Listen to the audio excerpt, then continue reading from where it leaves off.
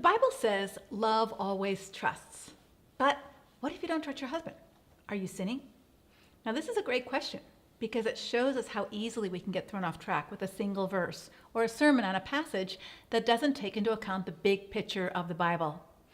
On the radio, you may hear someone speaking on 1 Corinthians 13 where it says, love believes all things, or as an NIV translation states, love always trusts. What that means is that loving someone puts a lens on your eyes that chooses to believe the best about him or her, that chooses to see that person's potential and what he or she could become. There are many individuals who have problems with trust because of past betrayals.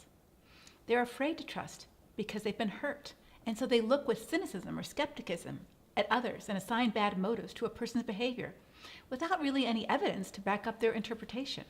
For example, I've heard women say, well, he brought me those flowers just because he wants sex tonight. Or he said he was sorry, but I know he didn't mean it. You don't know that for sure.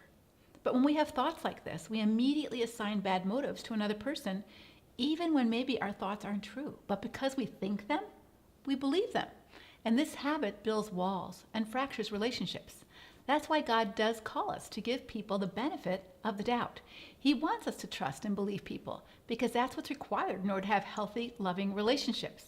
And he wants us to be like him, who extends the benefit of the doubt, even to those who have messed up and disappointed us, hoping they will show us that they've changed.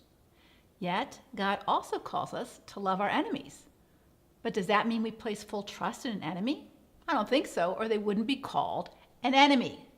So what if our enemy hasn't repented or acknowledged what he or she did that was hurtful?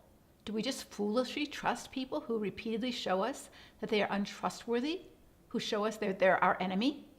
I don't think that's what the rest of the Bible teaches. For example, Proverbs 25:11 says this, putting confidence or trust in an unreliable person in times of trouble is like chewing with a broken tooth or walking on a lame foot. Not too smart. Jeremiah 7:4 warns, do not trust in these deceptive words, and later laments, let everyone beware of his neighbor and put no trust in any brother, for every brother is a deceiver and every neighbor goes about as a slanderer. Micah says, put no trust in a neighbor, have no confidence in a friend, guard the doors of your mouth from her who lies in your arms. Why? He goes on and says this, for the son treats the father with contempt, and the daughter rises up against her mother, the daughter-in-law against her mother-in-law. A man's enemies are the men of his own household. When people are repeatedly hurtful and harmful, continuing to trust in them to behave differently than they've always behaved is to your own peril. In that passage about love in 1 Corinthians 13, it also says, love does not rejoice in wrongdoing, but love rejoices in the truth. And so when the truth shows you that someone has been consistently deceitful, unreliable, that actually helps you realize that although you may still care about that person, you can't believe what he says. Not because you're being unreasonable, but because the truth tells you that this person doesn't tell the truth. In a weird sort of way, you can trust him not to tell you the truth. Jesus himself did not entrust himself to people because he knew what was in their heart and needed no one to bear witness about man, for he himself knew what was in a man. Now, this sounds contradictory because Jesus loved everyone unconditionally. He believed in his disciple Peter, even after Peter failed him, and trusted him to build his church.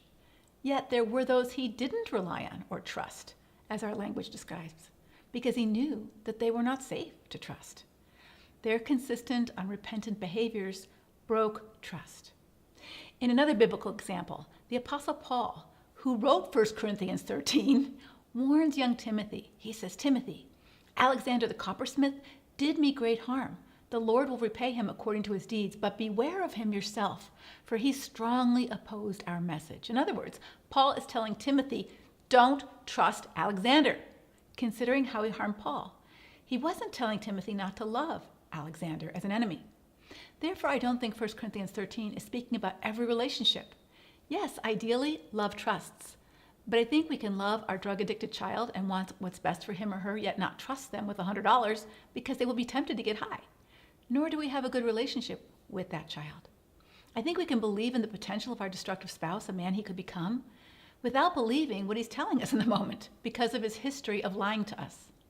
Broken trust is real and tragic. It's a consequence of someone's poor behavior, not because you're not spiritual enough, especially when that same behavior is repeated over and over and over again.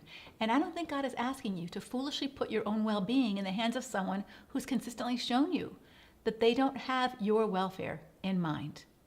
Don't feel bad when you don't trust. It may be exactly the wisest thing you could do. Until next time, God bless.